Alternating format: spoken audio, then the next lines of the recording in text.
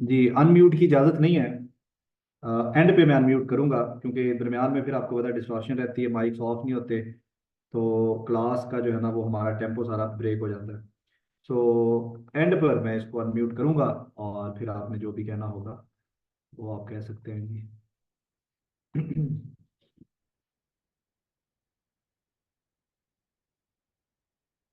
चलें जी, तो हमारा लेक्चर रिकॉर्ड होना शुरू हो गया। तो अभी मैं आपके साथ स्क्रीन शेयर करता हूँ जी।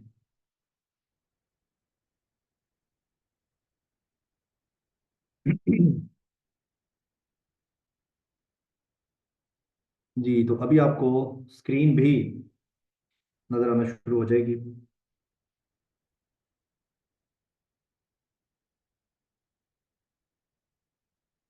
जी, तो स्क्रीन आपको नजर आना शुरू हो गई है। जैसा कि कुछ लोग जो हैं वो मुझसे अभी भी सवाल पूछते हैं कि सर, हमें समझ नहीं आ रहा कि आप किस तरह से पढ़ रहे हैं। तो देखिए, मैंने हमारा मेथड सिंपल है कि हमने सबसे पहला जो चैप्टर लिया वो हमने लिया मेजरमेंट्स का। ठीक है। और मेजरमेंट से रिलेटेड जो कुछ भी था एफएससी में, बीएससी में, मैट्रिक में, वो सारा हमने किया। और फिर हमने चैप्टर लिया उसके बाद वेक्टर्स का। और वेक्टर्स से रिलेटेड जो कुछ भी एफएससी बीएससी में था, मैट्रिक में था, वो हमने सारा डिस्कस किया। अब कुछ चीज़ें वेक्टर्स के चैप्टर के अंदर डाल दी गई, जैसे कि टॉर्क है, या हमारी कंडीशंस ऑफ इक्विलिब्रियम है। तो मैंने कहा कि ये चीज़ें टॉर्क को हम डालेंगे एंगुलर मोशन वाले चैप्टर में, और जो हमारा कंडीशंस ऑफ मोशन है वो हम अपने जब सेंटर ऑफ मैस वाला चैप्टर करेंगे तो हम उसके अंदर उसको डालेंगे। ठीक है। तो हम एक प्रॉपर, क्योंकि एफएससी के अंदर एक ही चैप्टर के अंदर बहुत सारी चीजें मिक्स की हुई हैं, तो हमने उस मिक्सचर को अलग अलग कर दिया। अब देखें, अगर आप एफएससी का थर्ड चैप्टर देखें या मैट्रिक का थर्ड चैप्टर देखें, तो उसमें मोशन इन वन डायमेंशन से रिलेटेड भी चीजें हैं। ठीक है। मोशन इन वन डी से रिलेटेड भी चीजें हैं, और उसमें मोशन इन टू डी से रिलेटेड भी चीजें हैं। अब मोशन इन टू डी से रिलेटेड चीजें कौन सी हैं? मोशन इन टू डी से रिलेटेड उसके अंदर जो चीजें हैं वो प्रोजेक्टाइल मोशन है। ठीक है।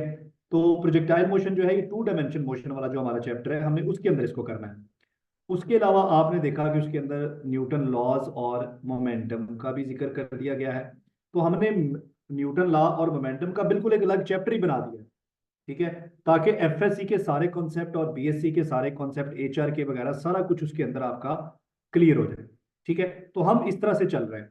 हमने चैप्टर्स को, जो चैप्टर का नाम है उस तरतीब के अंदर, उसके अंदर जो भी टॉपिक्स आते हैं मैट्रिक के, एफएससी के, बीएससी के, वो सारे इकट्ठे कर देते हैं। यानी कि रह आपका कुछ भी नहीं जाएगा, लेकिन हम ज्यादा तरतीब से पढ़ रहे हैं और ज्यादा ऑर्डर से पढ़ रहे हैं, ताकि जब एक चैप्टर पढ़ रहे हो तो उस चैप्टर में उस चैप्टर से रिलेटेड ही चीजें हो।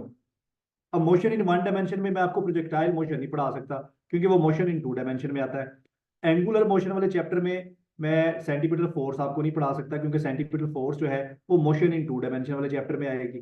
ठीक है। इसी तरह से ग्रेविटी वाला एक पूरा हमारा अलग चैप्टर होगा। ठीक है।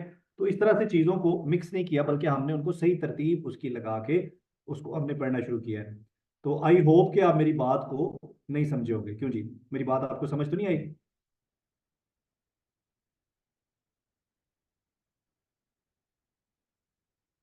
अच्छा जी, तो फर्स्ट लॉ से हम स्टार्ट कर रहे हैं जी। न्यूटन फर्स्ट लॉ या फर्स्ट लॉ ऑफ मोशन, बड़ा सिंपल इसकी स्टेटमेंट है। An object at rest will stay at rest, and an object in motion will stay in motion with a constant velocity unless acted upon by net external force. अच्छा, यहां पर कहीं कहीं लिखा होता है unbalanced force. Unbalanced force, unbalanced force का मतलब भी वही है जो नेट एक्सटर्नल फोर्स का, यानी कि एक्सटर्नल फोर्स होनी चाहिए अगर हम सिस्टम की स्टेट को तब्दील करना चाहते हैं, और वो नेट फोर्स होनी चाहिए। नेट का मतलब वही है जो अनबैलेंस्ड का मतलब है, लिहाजा ये दोनों चीजों में कोई फर्क नहीं है। अब हम इसको एक्सप्लेन करते हैं। अच्छा, अब यहाँ फर्स्ट लॉ को पढ़ के हमें लगता है कि कोई भी ऑब्जेक्ट जो है वो अपनी स्टेट को मेंटेन रखना चाहता है। Every every system, every object want to maintain want to maintain its state, चाहे वो स्टेट ऑफ रेस्ट है या स्टेट ऑफ मोशन है। if an object is not experiencing any net force, it will maintain its current state. अब ये state of rest भी हो सकती है, state of motion भी हो सकती है. This means it will continue to stay at rest if it was initially at rest, or it will keep moving in a straight line at a constant speed if it was already in motion. इसका मतलब है कि ये जो tendency है, ये जो ability है, ये जो रुझान है अपनी स्टेट को, अपनी हालत को बरकरार रखने का, इस रुझान को हम कहते हैं इनर्शिया. तो यही वजह है कि first law is also known as the law of inertia. ठीक है, इनर्शिया क्या है? वो रुझान है जिसकी वजह से कोई भी सिस्टम, कोई भी ऑब्जेक्ट अपनी स्टेट को बरकरार रखना चाहता है. ठीक है, इसका मतलब ये हुआ कि this law highlights the concept that forces are needed to change the motion. अब यहां से हमने एक नई चीज सीखी है कि फोर्स जो होती है, force cause change in motion.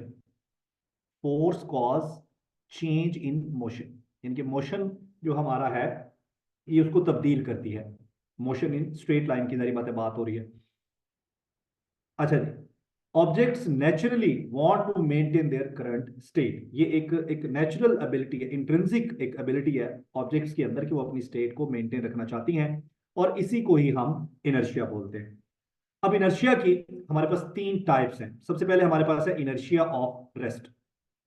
This is resistance of an object to change its state from being at rest. यानी कि अगर कोई ऑब्जेक्ट रेस्ट में है और आप उसकी स्टेट को चेंज करेंगे तो वो आगे से जो रेजिस्ट करेगा, उसे कहते हैं inertia of rest. Objects are at rest tend to stay at rest unless acted upon by an external force. जब आपने एक्सटर्नल फोर्स लगा दी तो ऑब्वियसली फिर वो उसकी जो स्टेट है उसमें चेंज आएगा और वो उस चेंज को क्या करेगी? अपोज करेगी. इसे कहते हैं इनर्शिया ऑफ रेस्ट. इसकी एग्जांपल है कि जब आप एक गाड़ी में बैठे होते हैं, आपने फील किया होगा कि जो ही गाड़ी एकदम से स्टार्ट होती है तो हम ऐसे अपनी सीट पीछे की तरफ, अपनी सीट की तरफ ऐसे पुश हो जाते हैं. अब ऐसा क्यों है? बिकॉज गाड़ी आगे जा रही है, आगे जाना चाहती है, और हम चाहते हैं कि हम अपनी जो रेस्ट की स्टेट है वहीं पे रहें. इसलिए हम पीछे की तरफ, हमारी बॉडी हमें पुश करती है कि हम अपनी स्टेट को बरकरार रखना चाहते हैं. उसके बाद हमारे पास आ गया जी inertia of motion. This is the resistance of an object to change its state of motion. ठीक है, यानी कि अगर कोई ऑब्जेक्ट मोशन में है तो वो मोशन में ही रहना शुरू करता है, रहना चाहता है. सॉरी, फॉर एग्जांपल, अगर आप एक गाड़ी में खड़े हैं और गाड़ी चल रही है, तो जब अचानक ब्रेक लगती है तो हमारा जो बॉडी का अपर पार्ट है ये आगे की तरफ ऐसे फॉरवर्ड ऐसे गिरता है, हम आगे की तरफ गिरते हैं. उसकी वजह क्या है कि हमारी बॉडी, चूंकि हम पहले मूव कर रहे थे, तो हमारी बॉडी जो है अपनी उस मोशन की स्टेट को बरकरार रखना चाहती है, इसलिए हम आगे की तरफ झुक जाते हैं. ठीक है, तो ये है इनर्शिया ऑफ मोशन. उसके बाद है inertia of direction. This is type of inertia associated with changes in direction of motion. ठीक है, अब मैं छोटी सी एग्जांपल देता हूं कि हम जा रहे हैं ऐसे स्ट्रेट लाइन में, एकदम से एक शार्प टर्न आता है और हमारी गाड़ी इधर को मुड़ जाती है. ठीक है, लेकिन जब हमारी गाड़ी इधर को मुड़ती है तो क्या होता है, हम ऐसे, हमारा जिस्म जो है वो चाहता है कि हम ऐसे स्ट्रेट लाइन में ही मूव करते रहें. लिहाजा जब गाड़ी ऐसे एक शार्प टर्न लेती है और हमारी बॉडी चाहती है कि हम स्ट्रेट लाइन में ही मूव करते रहें, तो हम ऐसे, चूंकि हमारी बॉडी ऐसे स्ट्रेट लाइन में चलना चाहती है, तो हम ऐसे साइड की तरफ ऐसे गिर जाते हैं. ठीक है, ऐसे एक पुश हम फील करते हैं साइड की तरफ. ठीक है, क्योंकि हम चाहते हैं कि हमारी जो डायरेक्शन ऑफ मोशन है वो चेंज ना हो. इसे हम कहते हैं इनर्शिया ऑफ डायरेक्शन. तो 3 टाइप्स है इनर्शिया की: inertia of rest, inertia of motion, inertia of direction. अब पेपर में समटाइम ये क्वेश्चन आता है कि what is unit of inertia. What is unit of inertia? हमारे पास 2 तरह के इनर्शिया होता है. अगर हम लीनियर मोशन की बात करें तो हमारे पास सिंपली इनर्शिया होता है, और अगर हम एंगुलर मोशन की बात करें तो हमारे पास मूवमेंट ऑफ इनर्शिया होता है. तो अगर खाली इनर्शिया के बारे में पूछा जाए तो हमने पढ़ा है कि mass is the measure of inertia. Mass of a body, mass of body is measure of inertia. यानी कि जो इनर्शिया है हम उसको कैसे मेजर करते हैं? हम उसको ऑब्जेक्ट की मास की फॉर्म में मेजर करते हैं. So mass of the body is measure of inertia. ठीक हो गया. सो अगर इनर्शिया के यूनिट की बात की जाए तो फिर उसका यूनिट क्या होगा? किलोग्राम होगा. उसके बाद हमारे पास आ गया जी इनर्शियल फ्रेम ऑफ रेफरेंस. अब चूंकि हम इनर्शिया की बात कर रहे हैं, न्यूटन फर्स्ट लॉ को जब हम अप्लाई करते हैं तो हम कहते हैं कि जी अगर अगर फोर्स नहीं है, in the absence of external force, क्योंकि यहां हमने जिक्र किया है in the absence of external force. तो इसका मतलब है कि न्यूटन फर्स्ट लॉ जो है हम उसको उसमें हम स्टडी करते हैं ऑब्जेक्ट्स को इन द एब्सेंस ऑफ फोर्स, लिहाजा हमें जरूरत पड़ती है इनर्शियल फ्रेम ऑफ रेफरेंस की। एक ऐसा फ्रेम ऑफ रेफरेंस जिसका कोई एक्सेलरेशन नहीं होता, जिसका एक्सेलरेशन जीरो होता है, उसे हम कहते हैं इनर्शियल फ्रेम ऑफ रेफरेंस। यानी कि कोई नेट फोर्स जो है वो नहीं होती, नेट फोर्स जीरो होती है। तो अगर नेट फोर्स जीरो है तो जारी बात है एक्सेलरेशन भी जीरो होगा। तो ऐसे फ्रेम ऑफ रेफरेंस को हम कहते हैं इनर्शियल फ्रेम ऑफ रेफरेंस। ठीक है, अब आप गाड़ी में है तो आपकी गाड़ी आपका फ्रेम ऑफ रेफरेंस है, आप कमरे में बैठे हैं तो आपका कमरा आपका फ्रेम ऑफ रेफरेंस है, अगर आप लेबोरेटरी में बैठे हैं तो आपकी लेबोरेटरी आपका फ्रेम ऑफ रेफरेंस है। ये जो रिमेंबर वाले पॉइंट होते हैं मैंने बताया कि ये बड़े इंपॉर्टेंट होते हैं और इसको हमने लाजमी करना है। ये मुख्तलिफ तरह से यहाँ से एमसीक्यूज बन सकते हैं। Newton laws holds good in inertial frames, यानी कि न्यूटन लॉज जो है ये इनर्शियल फ्रेम्स में बेहतरीन काम करते हैं। Inertia is not a force, inertia क्या है, प्रॉपर्टी है। इनर्शिया ऑब्जेक्ट के मोशन की वजह नहीं है।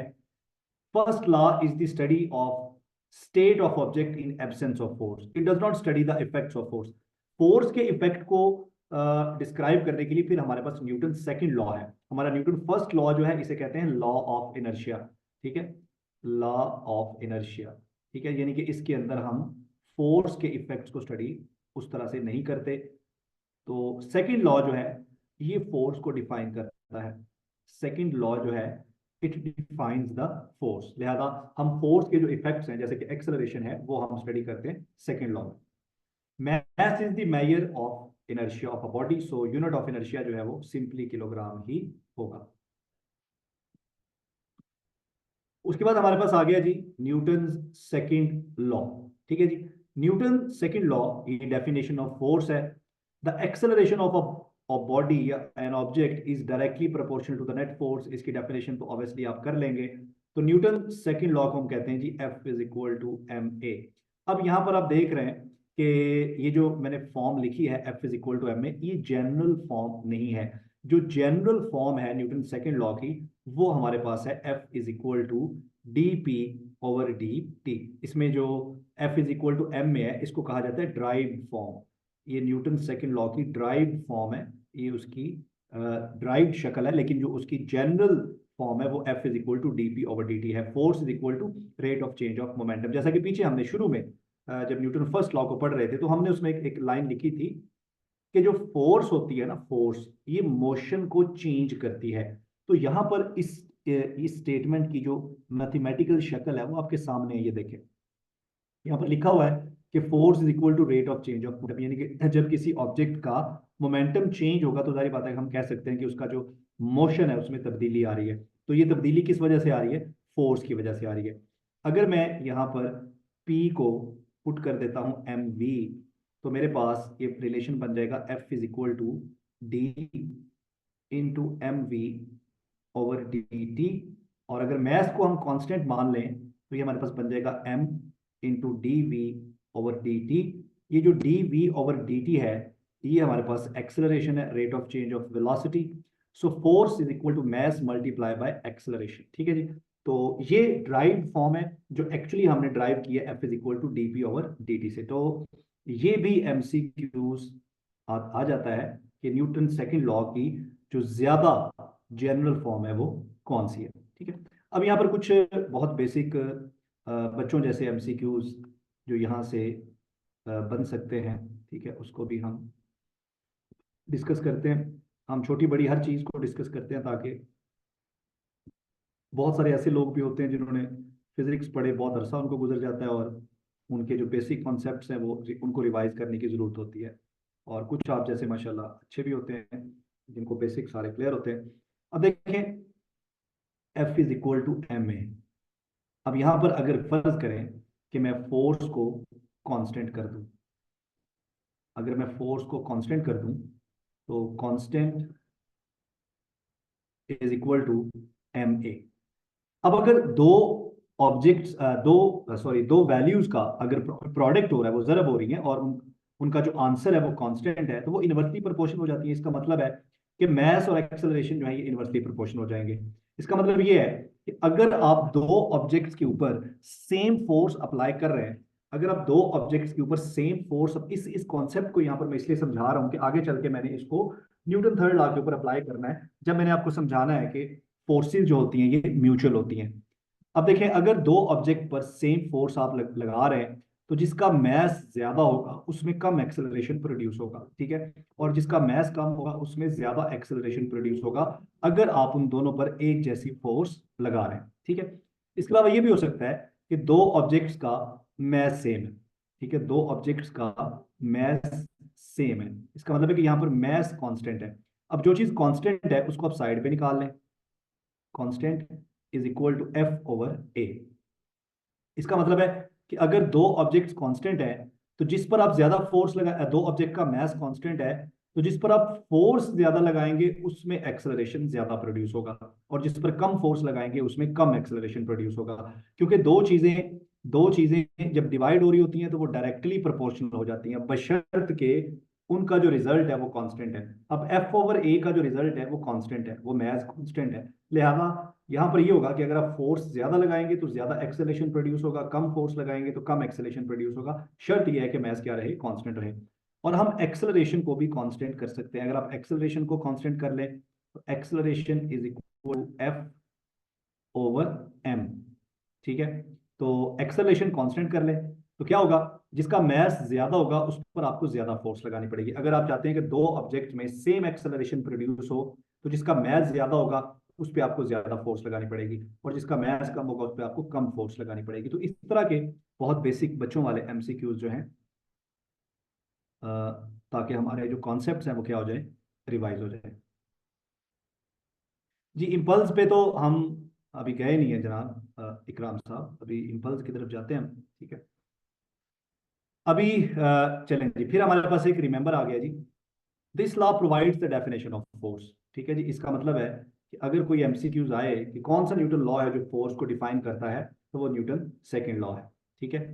If net force is zero, linear momentum remains constant. अभी हमने पीछे देखा कि F is equal to D P over D T, ठीक है। अगर आप एफ को जीरो कर दें तो हमारे पास क्या होगा, D P over D T is equal to zero. This implies that a D P is equal to zero.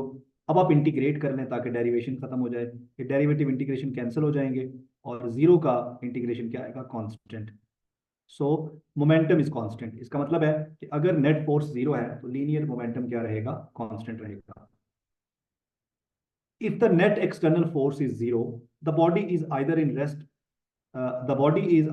or moving with constant velocity। इसका मतलब है कि अगर F is equal to ma, अच्छा अब यहाँ पर जो F है इससे मुराद नेट फोर्स ही है, F से मुराद नेट फोर्स है। इसी तरह से F is equal to dp over dt, इससे मुराद, ठीक है। अब नेट फोर्स अगर आप जीरो कर दें तो ma is equal to zero. अब मैस तो जीरो नहीं है तो acceleration is equal to zero, और acceleration is equal to zero का मतलब है कि बॉडी अपनी स्टेट को मेंटेन रखेगी। तो इसका मतलब ये हुआ कि न्यूटन फर्स्ट लॉ जो है वो न्यूटन सेकंड लॉ के अंदर ही है। तो अब यहां पर यह सवाल भी पूछा जा सकता है कि न्यूटन के तीनों लॉज में से सबसे जनरल लॉ कौन सा है। तो सबसे जनरल लॉ जो है वो न्यूटन सेकंड लॉ है, क्योंकि न्यूटन सेकंड लॉ के अंदर न्यूटन फर्स्ट लॉ भी है और न्यूटन सेकंड लॉ के अंदर न्यूटन थर्ड लॉ भी है, ठीक है जी। नहीं, न्यूटन फर्स्ट लॉ डिफाइन नहीं करता, क्योंकि न्यूटन फर्स्ट लॉ में हमने कहा कि हम एब्सेंस ऑफ फोर्स जो है उसमें उसको डिफाइन करते हैं।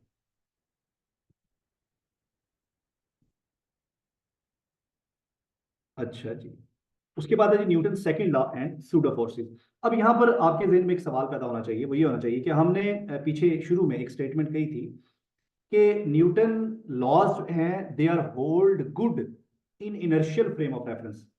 अब फर्ज कर लें कि आप यहां पर नेट फोर्स की बात कर रहे हैं। अगर नेट फोर्स है और हमारा फ्रेम ऑफ रेफरेंस जो है, ठीक है, उस पर अगर नेट फोर्स लग रही है तो जाहिर बात है उसमें कोई ना कोई एक्सेलरेशन भी प्रोड्यूस होगा। तो अगर आपका फ्रेम ऑफ रेफरेंस उसके अंदर एक्सेलरेशन प्रोड्यूस हो गया है तो इसका मतलब ये है कि फिर यहाँ पर आप न्यूटन सेकंड लॉ को किस तरह से अप्लाई करेंगे, क्योंकि आपका फ्रेम ऑफ रेफरेंस तो नॉन इनर्शियल हो गया है। इसकी एग्जांपल है कि एक बच्चा जब एक झूले में बैठा होता है तो जाहिर बात है कि झूला घूम रहा होता है। अब झूले में सेंटीपिटल एक्सेलरेशन मौजूद है, ठीक है। अब अगर एक्सेलरेशन मौजूद है तो ये जो झूला है ये non inertial frame of reference बन गया। अब non inertial frame of reference को इनर्शियल किस तरह से बनाया जा सकता है, ठीक है जी। तो non inertial frame of reference के अंदर ऐसी फोर्सेस होती हैं जो बज़ाहिर हमें महसूस होती हैं, ठीक है। फिक्टिशियस इन्हें इसलिए कहते हैं, ये सूडो इसलिए कहते हैं कि ये अपेरेंट फोर्सेस होती हैं, जो कि सिर्फ नॉन इनर्शियल इनर्शियल फ्रेम्स के अंदर नहीं होती, सिर्फ नॉन इनर्शियल फ्रेम्स के अंदर ये फोर्सेस होती हैं, इसलिए इनको सूडो फोर्सेस कहा जाता है। अब एक बात तो हमें क्लियर हो गई कि ये जो फोर्सेस हैं ये non inertial frame of reference के अंदर आती हैं, लेकिन न्यूटन सेकंड लॉ के साथ इनका क्या ताल्लुक है, पढ़ते हैं जी हम इसको। Pseudo forces, also known as fictitious or inertial forces, are apparent forces that appear in non-inertial reference frames. These forces are not caused by direct interaction between the objects. यानी कि जब दो ऑब्जेक्ट इंटरेक्ट कर रहे हैं तो ये उस इंटरेक्शन के नतीजे में पैदा नहीं होती, बल्कि ये हमारे फ्रेम ऑफ रेफरेंस का जो एक्सेलरेशन है उसकी वजह से प्रोड्यूस होती हैं। पीछे भी मैंने आपको एक एग्जांपल दी कि आप ऐसे बिल्कुल सीधी लाइन में जा रहे हैं और आपकी गाड़ी अचानक ऐसे टर्न लेती है, तो आपकी बॉडी जो है वो तो जाना चाहती है ऐसे स्ट्रेट लाइन में। नतीजा क्या होगा कि जिस डायरेक्शन में आपने टर्न लिया है उसके ऑपोजिट डायरेक्शन में आप पर एक फोर्स लगेगी और आप गाड़ी का जो दरवाजा है उसके साथ ऐसे पुश हो जाएंगे। तो ये जो फोर्स आपके नॉन इनर्शियल फ्रेम के अंदर आई है, क्योंकि जब आपने टर्न लिया तो आपका फ्रेम नॉन इनर्शियल हो गया, आपकी वेलोसिटी चेंज हो गई। तो ये जो फोर्स आपने महसूस की है कि आपको पुश कर रही है गेट की तरफ, इस फोर्स को हम कहते हैं सूडो फोर्स, क्योंकि ये सिर्फ नॉन इनर्शियल फ्रेम के अंदर होती है। अच्छा जी, दे आर कॉल्ड सूडो और fictitious because they don't arise from physical interaction but are, ये फिजिकल इंटरेक्शन से के नतीजे में पैदा नहीं होती, बल्कि ये नॉन इनर्शियल फ्रेम के एक्सेलरेशन की वजह से पैदा होती हैं, ठीक है जी। अच्छा, अब ये क्यों जरूरी है, but are necessary for describing motion in accelerated reference frames. अब हमने कहा कि न्यूटन लॉ को अप्लाई करने के लिए जो non inertial frame of reference है उसके अंदर अगर आप सूडो फोर्स ऐड करें तो फिर आप सेकेंड लॉ जो है उसको अप्लाई कर सकते हैं। Relation with Newton's second law. In a non-inertial reference frame undergoing acceleration, Newton's second law is modified to include pseudo force. अब जारी बात है कि अगर वहां पर नॉन इनर्शियल फ्रेम आ गया तो फिर हमें उसमें सूडो फोर्स को भी ऐड करना पड़ेगा। सो नेट फोर्स हमारी जो है वो सिर्फ ma के बराबर नहीं होगी, नेट फोर्स जो है वो सिर्फ ma के बराबर नहीं होगी, बल्कि उसके अंदर हम सूडो फोर्स को भी ऐड करेंगे। Here the pseudo force is added to the equation to account for the effects of acceleration of the reference frame. The direction of pseudo force is opposite to the direction of the acceleration of the reference, यानी कि जिस direction में हमारी net force लग रही है, ठीक है जी, उस सूडो फोर्स उसके ऑपोजिट डायरेक्शन में, ठीक है। अब ये दोनों फोर्सेस चूंकि एक ही फ्रेम ऑफ रेफरेंस के ऊपर लग रही हैं, लिहाजा हम कह सकते हैं कि ये ऑपोजिट हैं, कैंसिल कर सकती हैं, और हमारा फ्रेम ऑफ रेफरेंस जो है वो हम बिल्कुल ऐसे ही उसको ऑब्जर्व करेंगे कि जैसे वो इनर्शियल है, ठीक है। इसकी एग्जांपल वो मैंने जो आपको दी थी वही। अच्छा, इसकी दो बेहतरीन जो एग्जांपल्स हैं हमारे पास सूडो फोर्सेस की, वो है सेंट्रीफ्यूगल फोर्स और कोरियोलिस फोर्स। अब सेंट्रीफ्यूगल फोर्स कैसे प्रोड्यूस होती है, अब एक ऑब्जेक्ट जो है वो इस तरह से मूव कर रहा है एक सर्कुलर पाथ में, ठीक है जी, और इसका मैस m है। अब हम यहाँ पर खड़े हैं बाहर, यहाँ पर एक पर्सन खड़ा है और ये जो पर्सन ग्राउंड पे खड़ा है इसका जो फ्रेम है वो इनर्शियल है, इसका फ्रेम इनर्शियल है, और ये जो मैस मूव कर रहा है, ठीक है जी, इसका फ्रेम जो है वो नॉन इनर्शियल है, जो सर्कुलर पाथ में मूव कर रहा है। अब देखिए क्या होगा, जो बंदा इनर्शियल फ्रेम ऑफ रेफरेंस में खड़ा है वो सिर्फ एक ही फोर्स ऑब्जर्व करेगा, उसके लिए सिर्फ एक ही फोर्स है और वो है सेंट्रीपिटल फोर्स। वो ये कहेगा कि सेंट्रीपिटल फोर्स इसको सर्कल में घुमा रही है, लेकिन जो बंदा उस रेफरेंस फ्रेम के अंदर है उसको लगेगा कि कोई ऐसी फोर्स है जो मुसलसल उसे सर्कल से बाहर की तरफ पुश कर रही है, और वो फोर्स है सेंट्रीफ्यूगल फोर्स। अब मजे की बात यह है कि दोनों फोर्सेस एक फ्रेम ऑफ रेफरेंस में नहीं है, इनर्शियल फ्रेम ऑफ रेफरेंस में सिर्फ एक ही फोर्स है और वो सेंट्रीपिटल फोर्स, और नॉन इनर्शियल रेफरेंस फ्रेम के अंदर सेंट्रीफ्यूगल फोर्स भी मौजूद है। लिहाजा सेंट्रीफ्यूगल फोर्स एक सूडो फोर्स है, क्योंकि ये सिर्फ non inertial frame of reference के साथ अटैच है। जो ऑब्जर्वर इनर्शियल फ्रेम में है वो इस फोर्स को ऑब्जर्व नहीं करता, इस फोर्स को ऑब्जर्व करने के लिए जरूरी है कि आप non inertial frame of reference के अंदर मौजूद हो, ठीक है। और दूसरी फोर्स है जी हमारे पास कोरिलियस फोर्स, ठीक है जी। तो ये आपने खुद स्टडी करनी है, और स्टडी करके मैंने जानबूझ के आपको नहीं करवाया, ये आपने सेल्फ स्टडी करनी है कोरिलियस फोर्स, और फिर बताना है कि आपको समझ आया है कि नहीं आया। अब सवाल पैदा ये होता है कि pseudo forces are necessary, why, भाई क्यों, हमें क्यों सूडो फोर्सेस चाहिए, ठीक है। अब पहली वजह, कंसिस्टेंसी विद न्यूटन लॉ, ठीक है। यानी कि हम अगर ये चाहते हैं कि न्यूटन लॉ कंसिस्टेंट रहे नॉन इनर्शियल फ्रेम में भी, तो फिर हमें वहां पर सूडो फोर्सेस की जरूरत है। मैथमेटिकल करेक्शन, अब चूंकि जब फोर्स लगती है, जब नेट फोर्स मौजूद होती है, तो फिर हमारा फ्रेम नॉन इनर्शियल हो जाता है। जब नॉन इनर्शियल होता है तो वहां सूडो फोर्स भी आ जाती है, अब उसको भी इंक्लूड करना जरूरी होता है। लिहाजा उस मैथमेटिकल करेक्शन के लिए सूडो फोर्स का होना जरूरी है, ठीक है जी।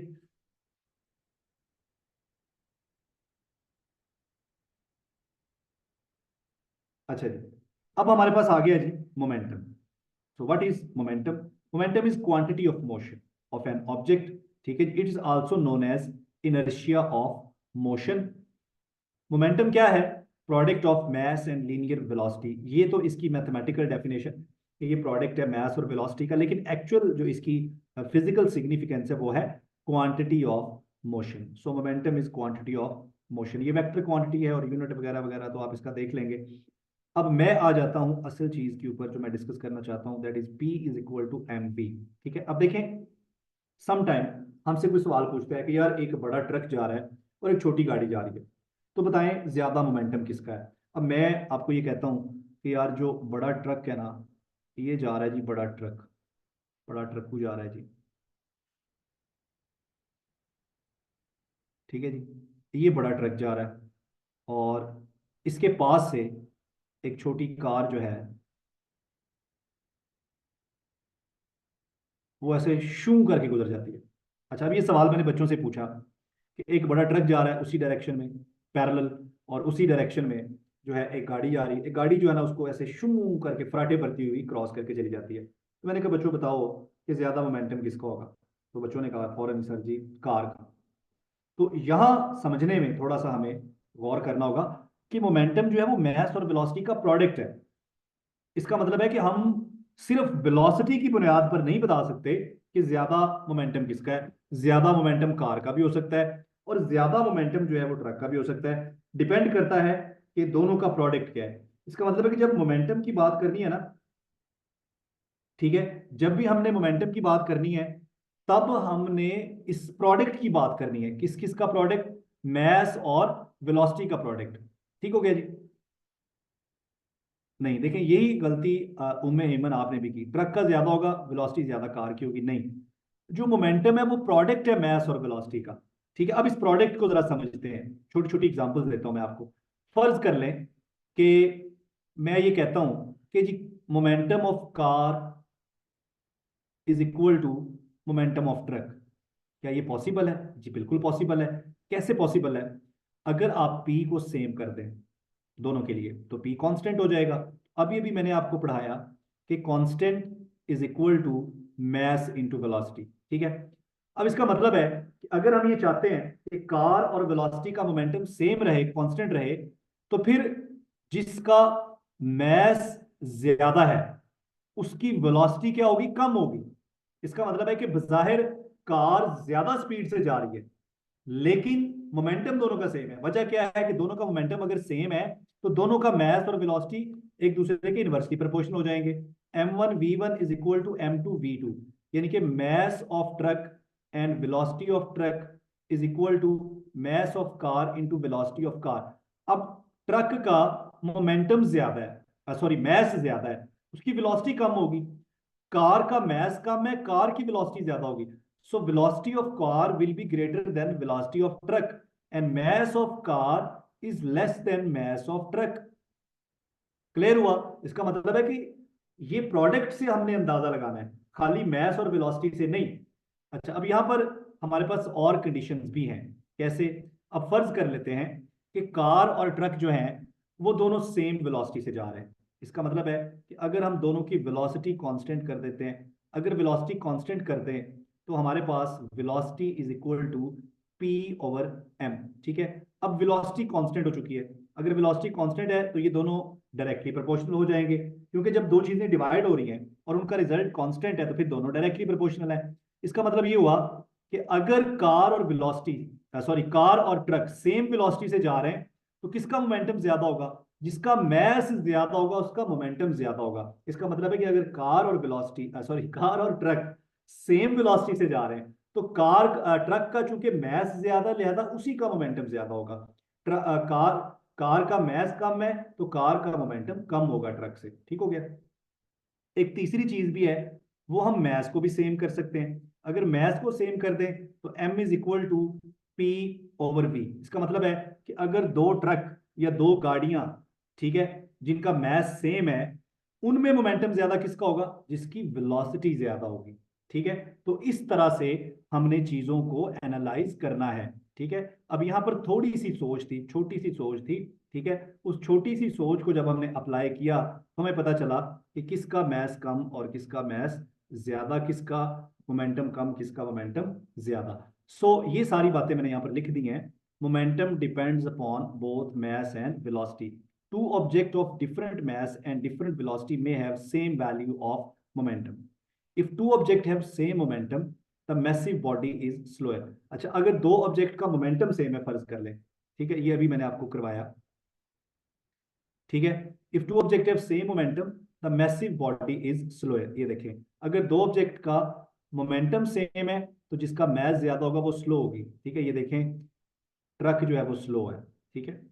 वही सारी चीजें जो मैंने आपको पढ़ाई हैं वो मैंने यहां पर आपको लिख दी हैं जी।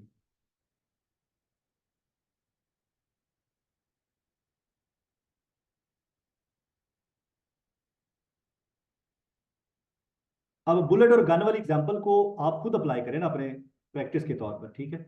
अब हर चीज ही मैं बताऊंगा तो फिर आप क्या सीखेंगे? मोमेंटम कांस्टेंट करने से वेलोसिटी कम कैसे हो गई? तो भाई यही तो हमने अभी बताया कि P is equal to M V. अगर मोमेंटम कांस्टेंट हो जाएगा तो फिर ये दोनों चीजें इनवर्सली प्रोपोर्शनल हो जाएंगी। अगर दो चीजें मल्टीप्लाई हो रही हैं, उनका प्रोडक्ट हो रहा है, तो उनका रिजल्ट कांस्टेंट हो जाता है। ठीक है। इसका मतलब है कि m और v कांस्टेंट हो गए। इसका मतलब है कि m1 v1 is equal to m2 v2। जिसका मैथ ज्यादा उसकी वेलोसिटी कम, और जिसका मैथ कम उसकी वेलोसिटी ज्यादा, तो तभी तो प्रोडक्ट सेम रहेगा। ठीक है। यानी कि हम देखें ना, 3 × 2 इज इक्वल टू 6, और 2 × 3 इज इक्वल टू 6। यानी कि हर सूरत में आंसर क्या लेके आना है? 6। तो इसको ज्यादा किया तो ये कम हो गया, इसको कम किया तो ये ज्यादा हो गया। ठीक है।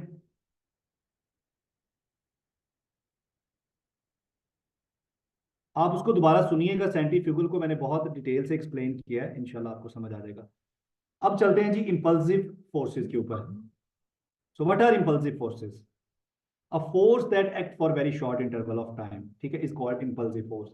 एक ऐसी फोर्स जो बहुत थोड़े टाइम के लिए किसी ऑब्जेक्ट के साथ इंटरेक्ट करती है उसे कहते हैं इंपल्सिव फोर्स। मिसाल के तौर पर बैट हिटिंग द बॉल। ठीक है। यानी कि जब बैट हिट करता है बॉल को, तो बॉल और बैट का जो इंटरेक्शन है वो बहुत थोड़े टाइम के लिए होता है, लिहाजा जो फोर्स लगती है बॉल के ऊपर वो इंपल्सिव फोर्स होती है। एन इम्पल्सिव फोर्स इज, जी, अब वो उस्मानी साहब ने पूछा था कि इम्पल्सिव फोर्स को हम जर्क कह सकते हैं? बिल्कुल कह सकते हैं। ठीक है। जर्क या झटका इसलिए कहते हैं क्योंकि फोर्स जो है वो शॉर्ट टाइम इंटरवल के लिए लगती है। An impulsive force is generated mainly by a collision that changes the velocity or momentum. ठीक है। ज्यादा बेहतर है कि हम मोमेंटम कहें। ठीक है। इसका मतलब है कि जब इंपल्सिव फोर्स लगती है तो इंपल्सिव फोर्स लगने से मोमेंटम में चेंज आता है ऑफ वन और more of the collision item. ठीक है। दोनों का ही जो मोमेंटम है वो चेंज हो सकता है। एक का ये हो सकता है कि एक का कम चेंज हो, दूसरे का ज्यादा चेंज हो। जैसे गेंद और बैट एक दूसरे को हिट करते हैं तो बैट के मोमेंटम में कम चेंज आता है लेकिन गेंद के मोमेंटम में ज्यादा चेंज आता है।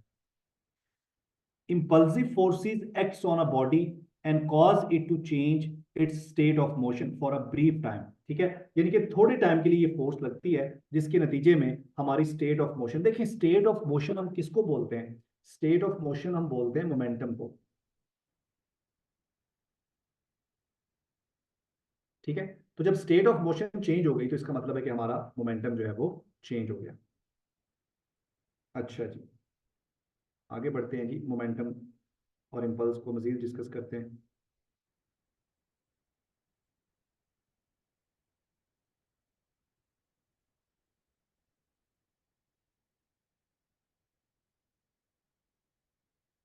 Impulse momentum theorem. ठीक है जी। अब हमने पीछे कहा कि इम्पल्स जो है ये मोमेंटम को चेंज करता है। Impulse is equal to force multiply by time. ठीक है, ये जो फोर्स है इसको हम कहते हैं इंपल्सिव फोर्स, क्योंकि शॉर्ट इंटरवल ऑफ टाइम के लिए लगती है तो हम इसे कहते हैं impulsive force. The impulse momentum theorem states that the impulse acting on an object is equal to change in the momentum of the object। ठीक है, यानी कि impulse is equal to change in momentum। अब यहां पर गौर कीजिएगा, दो लफ्ज हैं, change in momentum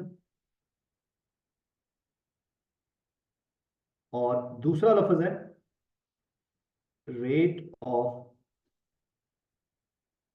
change of momentum। हमने जो यहां पर लफ्ज इस्तेमाल किया ना, हमने यहां पर इस्तेमाल किया change in momentum, not rate of change. ठीक है, तो आप देख रहे हैं कि I is equal to del P, not is equal to del P over del T. ठीक है, सो इन दोनों में फर्क है।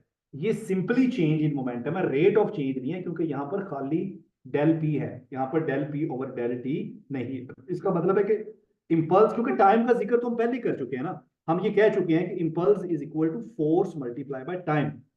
ठीक है, ये बात तो हमने पहले ही कर दी है कि impulse is equal to force multiply by time.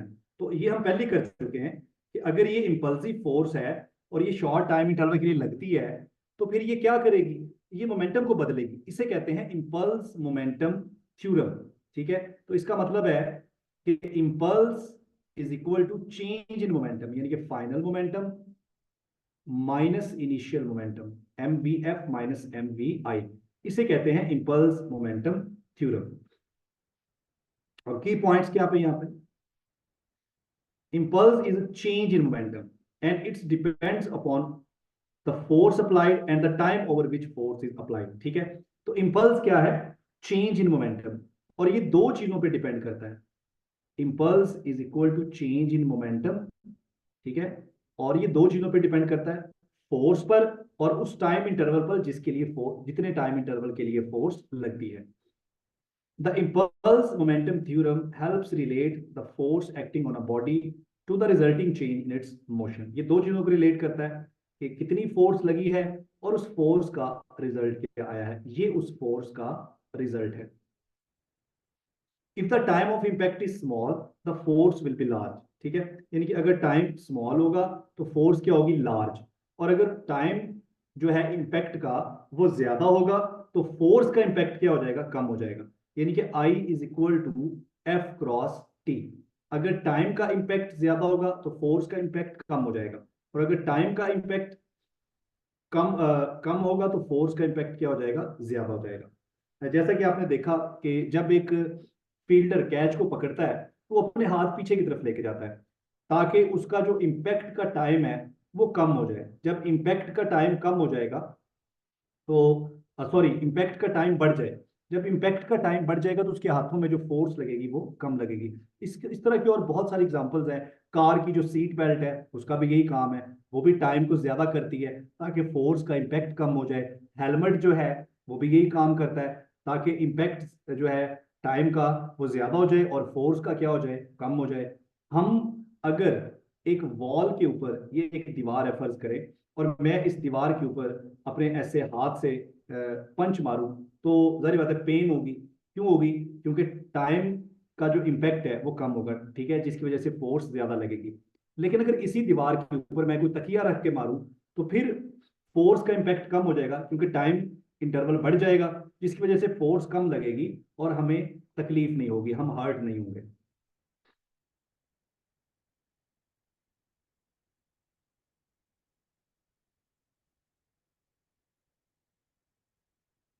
जी, यहाँ पर एक जबरदस्त सवाल पूछा है सजाद ने।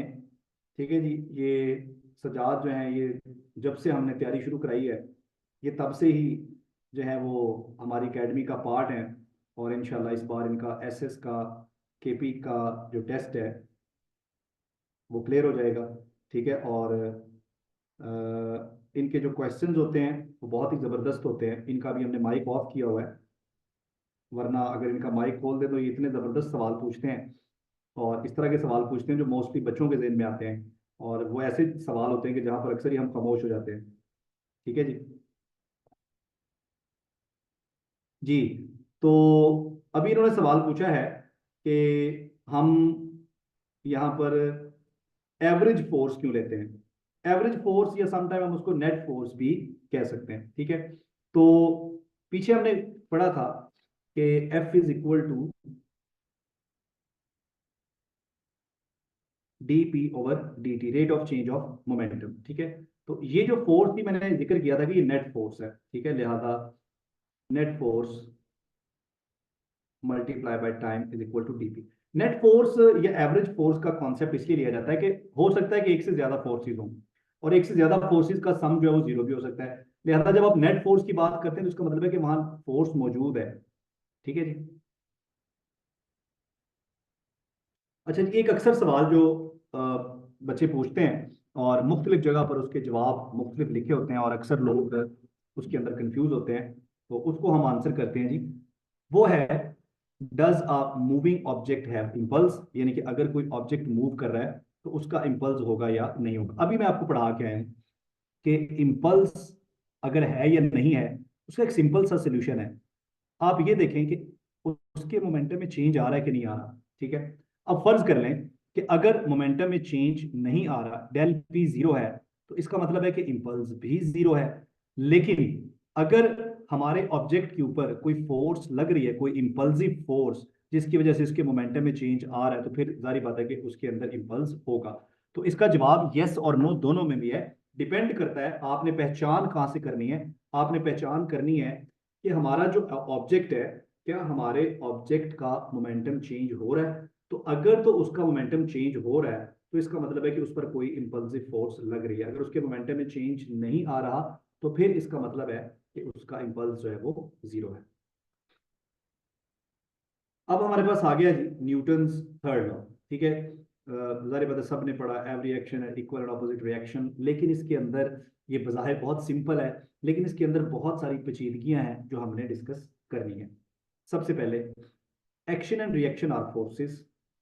Action and reaction always act upon different objects. ये बड़ी अहम बात है। हम अपने जहन में अक्सर ये कहते हैं कि action is equal to reaction. ठीक है, इसका मतलब है कि अगर कोई फोर्स है तो उसके रिएक्शन में भी हमारे पास एक फोर्स है। और हम क्या करते हैं कि F plus F is equal to zero. अब देखें, एक्शन और रिएक्शन दो डिफरेंट ऑब्जेक्ट्स के ऊपर लग रहे हैं। ठीक है, यानी कि अगर हमारे पास ये ऑब्जेक्ट वन है और ये हमारे पास ऑब्जेक्ट टू है, तो अगर एक्शन ऑब्जेक्ट वन पर है तो रिएक्शन ऑब्जेक्ट टू पर है। इसका मतलब है कि इन दोनों फोर्सेस को हम सम करके जीरो नहीं कर सकते। उसकी वजह यह है कि ये डिफरेंट ऑब्जेक्ट्स के ऊपर लग रही हैं। इसका मतलब है कि एक्शन और रिएक्शन पेयर जो होता है, इसका सम जीरो नहीं होता। सिर्फ एक सूरत में जीरो होता है, अगर ये फोर्सेस इंटरनल फोर्सेस हो। अदरवाइज अगर ये फोर्सेस इंटरनल फोर्सेस नहीं है, ठीक है, तो हर सूरत में कभी भी एक्शन और रिएक्शन का सम जीरो नहीं होता। एक्शन रिएक्शन एक दूसरे को कैंसिल नहीं करते। अगर एक्शन रिएक्शन एक दूसरे को कैंसिल कर दे तो हम कभी भी जमीन पर चल ना पाए। एक्शन हमेशा एक ऑब्जेक्ट के ऊपर होता है और रिएक्शन हमेशा दूसरे ऑब्जेक्ट के ऊपर होता है। ये हमने याद रखना है। To form action reaction pair, दूसरी इंपॉर्टेंट बात, एक्शन रिएक्शन पेयर बनाने के लिए जरूरी है कि forces must be of same nature. मैं ये भी आपको बताऊंगा जो गलती हम करते हैं। ठीक है, reaction of gravitational force must be gravitational, यानी कि अगर इलेक्ट्रिक फोर्स है तो उसका रिएक्शन भी इलेक्ट्रिक फोर्स है। अगर एक्शन ग्रेविटेशनल फोर्स है तो उसका रिएक्शन भी ग्रेविटेशनल फोर्स है। ऐसा नहीं हो सकता कि एक्शन हमारा ग्रेविटेशनल फोर्स है और रिएक्शन उसका इलेक्ट्रिक फोर्स है। ऐसा नहीं हो सकता, इनकी नेचर भी सेम होनी चाहिए। ठीक है, reaction of gravitational force can not be normal force to form third law of action reaction pair. अच्छा, अब यहां पर इंटरनल फोर्सेस की बात कर लेते हैं जो अक्सर ही हमें कंफ्यूज करती हैं।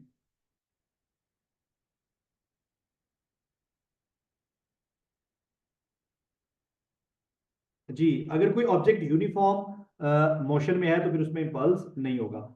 अच्छा जी, अख्तर पूछ रहे हैं जी, how we know moving object have change in momentum. ठीक है, तो जाहिर बात है कि जब आप मूविंग ऑब्जेक्ट को स्टडी कर रहे हैं तो जाहिर बात आप उसके मोमेंटम को भी स्टडी कर रहे हैं, ठीक है, आप उसकी वेलोसिटी, उसके मास का आपको पता है, उसकी वेलोसिटी का आपको पता है, तो अगर उसकी वेलोसिटी में कुछ चेंज आता है तो इसका मतलब है कि उसका मोमेंटम चेंज हो गया है। अच्छा जी, conservation of momentum. Internal forces being equal and opposite do not effect overall momentum of the system. अब मैं आपको यहां पर एक छोटी सी एग्जांपल देता हूं जी। देखिए, आप एक गाड़ी के अंदर बैठे हैं, आप एक गाड़ी के अंदर बैठे हैं, ठीक है जी। एक गाड़ी की सीट है, फर्ज कर लें, और यहां पर आप तशरीफ रख के बैठे हैं। अब आप क्या करें, गाड़ी की जो अगली सीट है, आप इसको पुश करें, इधर को एक फोर्स लगाएं, ठीक है। रिएक्शन में ये सीट भी आप पर फोर्स लगाएगी और आपको पुश करेगी, ठीक है। अब एक्शन एक डिफरेंट ऑब्जेक्ट के ऊपर है, रिएक्शन एक डिफरेंट ऑब्जेक्ट के ऊपर है, ठीक है, लेकिन गाड़ी फिर भी मूव नहीं कर रही, ठीक है। उसकी वजह यह है कि आप गाड़ी के अंदर है और गाड़ी एक पूरा सिस्टम है, ये दोनों फोर्सेस जो है ये सिस्टम के अंदर है। तो जब भी न्यूटन थर्ड लॉ को हमने अप्लाई करना है, तो सबसे पहला काम जो करना है वो हमने करना है आइडेंटिफाई द सिस्टम। आप सिस्टम को आइडेंटिफाई करें। कभी भी याद रखें, कभी भी सिस्टम की इंटरनल फोर्सेस की वजह से मोमेंटम में चेंज नहीं आता या सिस्टम के अंदर मोशन पैदा नहीं होता। अगर ऐसा होना शुरू हो जाए तो फिर एक फुटबॉल जो है उसके अंदर तो मिलियंस ऑफ एयर पार्टिकल्स होते हैं। इसका मतलब है कि एक फुटबॉल जमीन पर पड़ा पड़ा खुद ही चलना शुरू कर देगा, इधर को या इधर को। तो इंटरनल फोर्सेस जो होती हैं ये विद इन द सिस्टम होती हैं, ये सिस्टम के अंदर होती हैं, लिहाजा इनकी वजह से सिस्टम के अंदर कोई मोशन प्रोड्यूस नहीं होता या ये सिस्टम के मोमेंटम को चेंज नहीं कर सकती। According to the law of conservation of momentum, the total momentum of an isolated system remains constant unless acted upon by external force. यानी कि अगर हम चाहते हैं कि हमारा सिस्टम जो है वो मूव करे, तो वहां पर एक्सटर्नल फोर्स का होना जरूरी है। Internal forces contribute to cancelling each other's effect on the system's momentum. Internal forces एक दूसरे को कैंसिल कर देती हैं, लिहाजा इंटरनल फोर्सेस को अगर हम न्यूटन थर्ड लॉ का एक्शन रिएक्शन पेयर ना कहें तो ज्यादा बेहतर होगा, बिकॉज ये कैंसिल करती हैं। जबकि हमने पढ़ा कि न्यूटन थर्ड लॉ में जो एक्शन रिएक्शन पेयर है वो एक दूसरे को कैंसिल नहीं करते, ठीक है। अब यहां पर एक और हम एग्जांपल लेते हैं, ठीक है। न्यूटन थर्ड लॉ में हमने पढ़ा कि force is mutual. Force mutual होती है, यानी कि magnitude of action is equal to magnitude of reaction. Action और रिएक्शन दोनों का मैग्नीट्यूड बराबर होता है। अब यहां पर मैंने एक बच्चे को कहा, मैंने कहा यार जितनी फोर्स से जमीन तुमको खींच रही है ना, उतनी ही फोर्स से तुम भी जमीन को खींच रहे हो। अब बच्चा परेशान हो गया, वो कहता सर ये कैसे हो सकता है, मैं कैसे जमीन को खींच सकता हूँ, जमीन तो इतनी बड़ी है। तो मैंने कभी आपकी बात में आपका जवाब आ गया, ठीक है। इसका मतलब ये हुआ कि हमने अभी भी पढ़ा है F is equal to M A, ठीक है। अगर फोर्स, जितनी फोर्स से जमीन मुझे खींच रही है, अगर मैं भी उसको उतनी फोर्स से खींच रहा हूं, तो इसका मतलब है कि फोर्स यहाँ पे कांस्टेंट है। इसका मतलब ये हुआ कि M1 A1 is equal to M2 A2। अब बच्चे के जहन में अगला सवाल ये आया कि सर हम तो जमीन की तरफ जाते हैं, कोई चीज फेंक के तो वो जमीन की तरफ जाती है, तो जमीन हमारी तरफ क्यों नहीं आती। तो उसका जवाब न्यूटन सेकंड लॉ के अंदर है। तो देखें, न्यूटन सेकंड लॉ मैंने कहा था कि सबसे ज्यादा जनरल शक्ल है न्यूटन लॉज की। फर्स्ट लॉ भी इसी के अंदर है और थर्ड लॉ भी इसी के अंदर है। अब देखें M1, इसको कह लें mass of earth, mass of earth और acceleration of earth is equal to mass of object और एक्सेलरेशन ऑफ ऑब्जेक्ट, ठीक है। अब जो मैस ऑफ अर्थ है, it is very very large as compare to mass of object. यही वजह है कि जो एक्सेलरेशन होगा अर्थ में, क्योंकि ये दोनों चीजें इनवर्सली प्रोपोर्शनल है, मैस ज्यादा तो एक्सेलरेशन कम, तो mass of earth is very very large than mass of object. So इसका मतलब है कि acceleration of earth is very very small than acceleration of object. ये एक्सेलरेशन इतना स्मॉल है कि हम इसको नोटिस नहीं करते। अब जारी बात है कि 6 × 10⁻²4 किलोग्राम के सामने, ठीक है, सिर्फ 60 kg का जो मैस है वो ऑलमोस्ट जीरो है। तो इसका मतलब है कि 9.8 मीटर पर सेकंड स्क्वायर के मुकाबले में जो उस ऑब्जेक्ट के अंदर एक्सेलेरेशन प्रोड्यूस होगा, जो अर्थ में एक्सेलेरेशन प्रोड्यूस होगा, वो कितना होगा? 0.0000000000000000001।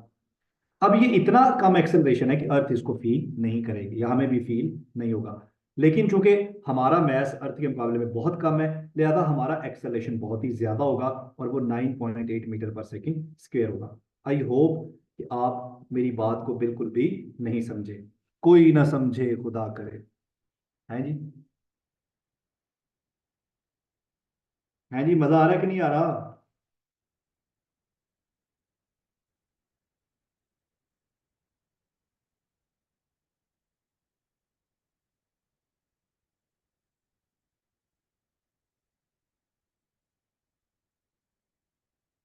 कोई ना समझे खुदा करे। है जी?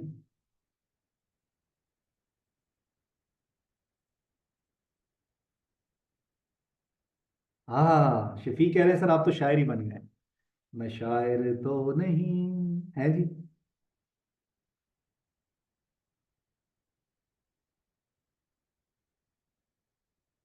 भाई हम बहुत शेर व शायरी करते थे जवानी के जमाने में।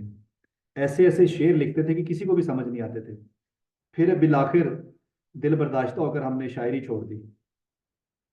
किसी को समझ जो नहीं आती थी। चलें जी, कुछ और प्रॉब्लम्स यहाँ पर डिस्कस करने हैं हमने। सबसे पहले हमारे पास है जी हॉर्स एंड कार्ट प्रॉब्लम। ठीक है जी। अब इसमें बहुत सारे बच्चे ये सवाल पूछते हैं,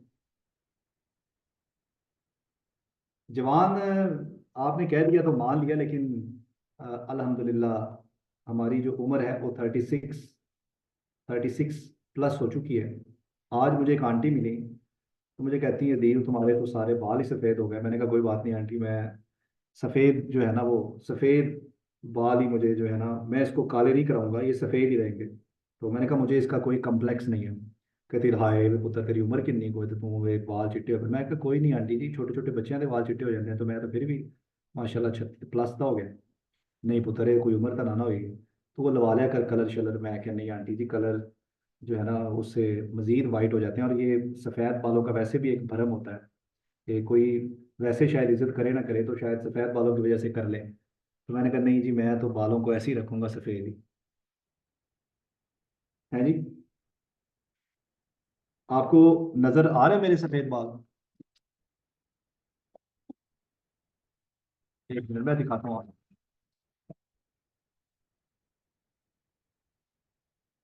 ओके चले, अभी आपको मेरे सफ़ेद बाल जो है वो नज़र आ जाए।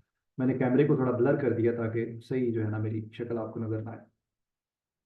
हाँ जी, देखें, हो गया ना सफ़ेद?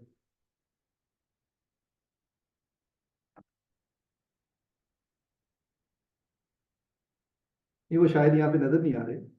ठहरे, अब देखें, आ रहे हैं? अच्छा लाइट आ रही है, चलो छोड़ो फिर।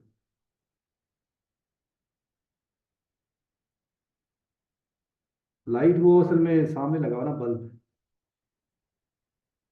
वो सामने बल्ब है असल में, इसलिए। चलो मैं फोटो खींच के भेजता हूँ आपको ना, फिर आपको सही नजर आएगा। अच्छा जी, तो थोड़ा सा मैंने आपको रिफ्रेश करना था, ताकि आगे जो हमारी क्लास थोड़ी लेंथी हो गई है, तो आप थोड़े मतलब वो ना हो जाए, दिल बर्दाश्त ना हो जाए। अभी हमने law of conservation of momentum भी करना है, तो चलें जी। हॉर्स एंड कार्ट प्रॉब्लम, तो ये प्रॉब्लम आता है जी, अक्सर एमसीक्यूज भी आता है। व्हेन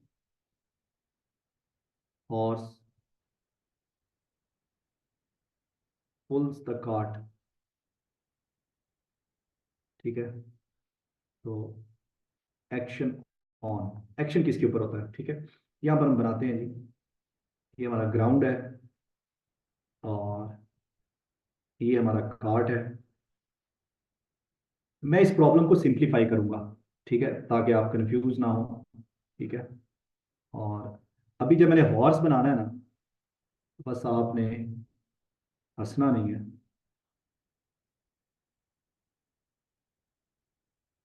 ठीक है।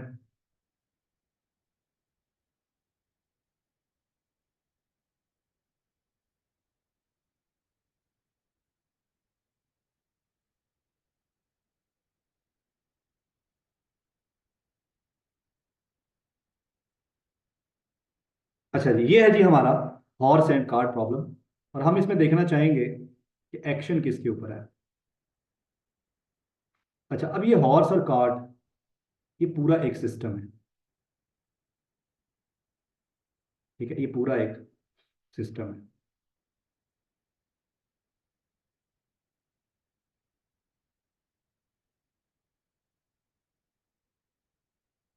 अच्छा जी, अब ये पूरा एक सिस्टम है। तो सबसे पहली फोर्स जो यहाँ पे लगती है, हॉर्स पुश करता है, पुल करता है, सॉरी, कार्ट को अपनी तरफ।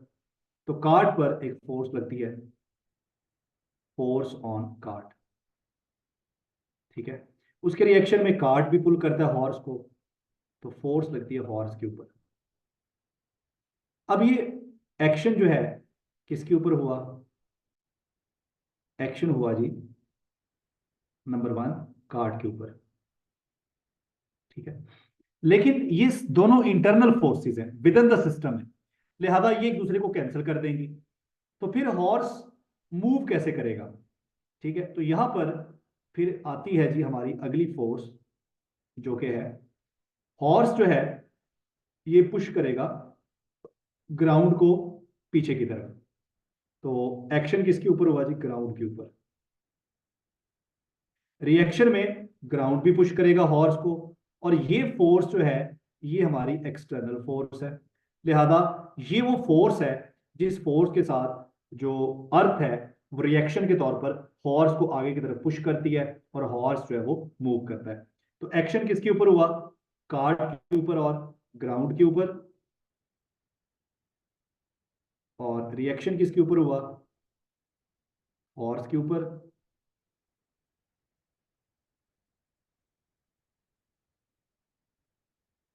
ये वाली जो फोर्स थी ये भी हॉर्स के ऊपर थी, ठीक है जी, और ये वाली फोर्स ये भी हॉर्स। लिहाजा रिएक्शन किसके ऊपर है? फोर्स के ऊपर, सॉरी हॉर्स के ऊपर। और एक्शन किसके ऊपर है? कार्ट और ग्राउंड के ऊपर। ये दूसरा प्रॉब्लम है जी, टेंशन इन स्ट्रिंग वाला।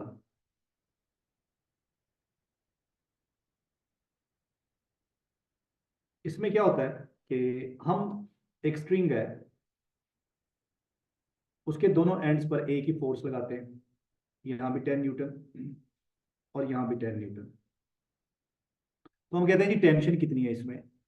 तो टेंशन भी इसमें 10 न्यूटन होती है। उसकी वजह क्या है कि टेंशन जो है ये हम इंटरेक्शन को कहते हैं, ठीक है। यानी कि अगर मैं इस स्ट्रिंग को दरमियान से तोड़ भी दूं, ब्रेक भी कर दूं, तो इस तरफ जो फोर्स है वो 10 न्यूटन है, और उसका रिएक्शन यहाँ पर 10 न्यूटन है। इधर जो फोर्स है वो भी 10 न्यूटन है, और उसका रिएक्शन भी 10 न्यूटन है। लिहाजा टेंशन जो है वो 10 न्यूटन ही है, वो 20 न्यूटन या जीरो नहीं है, क्योंकि ये बेसिकली इंटरेक्शन को डिस्क्राइब करती है इन दोनों के दरमियान, ठीक है। और हम देख भी सकते हैं कि स्ट्रिंग जो होती है वो स्ट्रेच्ड होती है। अगर उस पर टेंशन जीरो हो तो फिर वो स्ट्रेच्ड नहीं होगी, और अगर उस पर टेंशन 20 हो तो फिर वो किसी एक तरफ को चली जाएगी, ठीक है। लिहाजा टेंशन भी उसमें कितनी होगी? 10 होगी। तीसरा प्रॉब्लम है, a book lying on the table. अच्छा, इसमें हम जो गलती करते हैं न्यूटन थर्ड लॉ को अप्लाई करते हुए, हम ये कहते हैं कि जी फर्ज कर लें कि ये टेबल है, और इस टेबल के ऊपर एक ब्लॉक पड़ा हुआ है। इस ब्लॉक का जो मैस है वो एम है। हम ये कहते हैं कि जी ब्लॉक जो है, अर्थ जो है वो अट्रैक्ट कर रही है नीचे ब्लॉक को। रिएक्शन में जो ब्लॉक है वो नॉर्मल फोर्स लगा रहा है। तो नॉर्मल फोर्स और ग्रेविटी एक दूसरे को कैंसिल कर रहे हैं, लिहाजा ये ब्लॉक रेस्ट में। ये वो बुनियादी गलती है जो हम करते हैं। मैं आपको पीछे समझा के आया हूँ कि ग्रेविटी का जो रिएक्शन है वो ग्रेविटी होगी, जो नॉर्मल फोर्स है उसका रिएक्शन नॉर्मल फोर्स ही होगी, ठीक है। ऐसा नहीं होगा कि ग्रेविटी का रिएक्शन नॉर्मल फोर्स हो। और न्यूटन थर्ड लॉ के एक्शन रिएक्शन पेयर एक दूसरे को कैंसिल नहीं करते, लिहाजा यहाँ पर एक्शन रिएक्शन फोर्सेस कौन सी बनेंगी? तो सबसे पहले जो अर्थ है वो इस ब्लॉक के ऊपर फोर्स लगा रहा है, जो कि फोर्स ऑफ ग्रेविटी है। इसके रिएक्शन में ब्लॉक भी उस पर, अर्थ पर फोर्स लगा रहा है, जो इस फोर्स का रिएक्शन है, और वो रिएक्शन भी ग्रेविटेशनल ही होगा। ठीक है। अब हम बात करते हैं नॉर्मल फोर्स की। ठीक है। तो नॉर्मल फोर्स जो है, ब्लॉक जो है ये पुश कर रहा है टेबल को नीचे की तरफ। ठीक है। तो ये इसका नॉर्मल फोर्स है। इसके रिएक्शन में टेबल भी पुश कर रहा है ब्लॉक को ऊपर की तरफ, तो ये इसका रिएक्शन है। तो नॉर्मल फोर्स का रिएक्शन नॉर्मल फोर्स है, और ग्रेविटेशनल फोर्स का रिएक्शन ग्रेविटेशनल फोर्स है। और ये एक्शन रिएक्शन एक दूसरे को कैंसिल नहीं करते, क्योंकि किसी भी ऑब्जेक्ट के ऊपर अगर दो फोर्सेस एक दूसरे को कैंसिल करेंगी तो वो उसी सूरत में हो सकता है कि जब वो दोनों फोर्सेस एक ही ऑब्जेक्ट के ऊपर लग रही हो। ठीक है। तो अगर दो डिफरेंट ऑब्जेक्ट के ऊपर फोर्सेस लग रही होती है तो वो कैंसिल नहीं करती। यहां पर कैंसिल भी हो सकता है, फोर्स ऑफ ग्रेविटी और नॉर्मल रिएक्शन कैंसिल भी कर सकते हैं, लेकिन फिर वो न्यूटन थर्ड लॉ का एक्शन रिएक्शन पेयर नहीं होगा। न्यूटन थर्ड लॉ का एक्शन रिएक्शन पेयर कैंसिल नहीं होता, क्योंकि वो डिफरेंट ऑब्जेक्ट्स के ऊपर लग रहा होता है। तो ये वाली मिस्टेक हम यहाँ पर करते हैं। अच्छा जी, उसके बाद हमारे पास कॉन्जर्वेशन ऑफ मोमेंटम है। कॉन्जर्वेशन ऑफ मोमेंटम के अंदर हम कहते हैं कि अगर भाई हमारे पास एक्सटर्नल फोर्स किसी भी सिस्टम के ऊपर जीरो हो। अब एक्सटर्नल फोर्स जीरो होने का मतलब है कि हमारे पास जो सिस्टम है वो आइसोलेटेड है। आइसोलेटेड सिस्टम का एक और नाम भी है, इसको हम क्लोज सिस्टम भी कहते हैं। Close system. ठीक है। अगर एक्सटर्नल फोर्स जीरो है तो हमने पढ़ा कि net force is equal to D P over D T. ठीक है। सो अगर मैं नेट फोर्स को जीरो कर दूं, ये क्या हो गया, लैपटॉप लैपटॉप चार्ज नहीं हो रहा क्या, ओ माय गॉड। अच्छा जी, तो net force is equal to D P over D T. Net force zero हो गई तो D P over D T zero हो गया। ठीक है। इसका मतलब है कि D P is equal to zero. और अगर आप इंटीग्रेट कर लें तो हमारे पास यहाँ से जो मोमेंटम आएगा वो क्या आ जाएगा, कांस्टेंट आ जाएगा। ठीक है जी। इसे हम कहते हैं law of conservation of momentum. मुझे एक मिनट दीजिएगा, मैं जरा, ये लैपटॉप चार्जिंग पे नहीं लगा हुआ था तो मुझे पता नहीं था चार्जिंग इसकी लो हो रही है।